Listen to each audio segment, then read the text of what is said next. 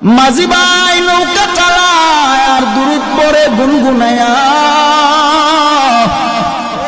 ওই নদীর মাঝে একটা মাছ মনোযোগ সহকারে ওই মাঝি ভাইয়ের দুরুদের আওয়াজ শুনতেছে।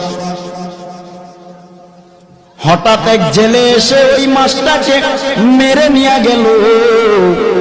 নিয়ে যাওয়ার পর বাজারে নিল, বাজারে নেওয়ার পরে বিক্রি করে। মাছটা মনোযোগ সহকারে নবীর দুরূদ শুনতেছে, আর ওই দিক দিয়া জেলে ভাই মাছটাকে ধরে নিয়ে গেলেন বাজারে বিক্রি করে। হঠাৎ করে আবু বকর বাজারের দিকে গেলেন, বাজারে যাইয়া মাছটা ক্রয় করলেন। নবীজিকে রহমাতুল লিল আলামিনকে দাওয়াত করেছে আবু বকরের বাড়িতে নবী খেতে আসবে। সুবহানাল্লাহ। আবু বকরের বাড়িতে আমার নবী খেতে আসবেন।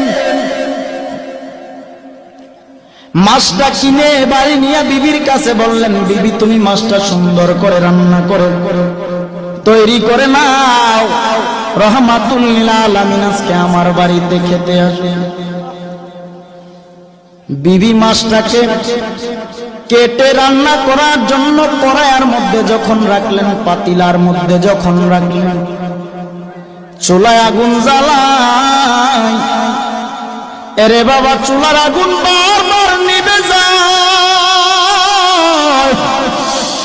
আবু বকর চিন্তা করে দেখলেন মাছটাকে রান্না করার জন্য রেডি করে আগুন নিভে যায়, চুলায় আগুন জ্বলেন। নবীকে দাওয়াত করেছি, নবী খাবে, কিন্তু মাছ রান্না করতে না পারলে নবী খাবে কিভাবে?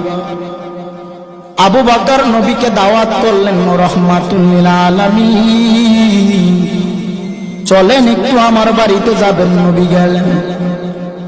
যাওয়ার পর আবু বকর সম্পূর্ণ ঘটনাটা খুলে বললেন, নবী মাছ ক্রয় করলাম, বিবিকে দিলাম, কেটে রান্না বসাবে, চুলায় যতবার আগুন দেয় আগুন নিভে যায়। আল্লাহর নবী রহমাতুল লিল আলামিন ডেকে বলেন, ও আবু বকর, দুনিয়ার আগুন কেন জাহান্নামের আগুন মাছটাকে পোড়াতে পারবে না?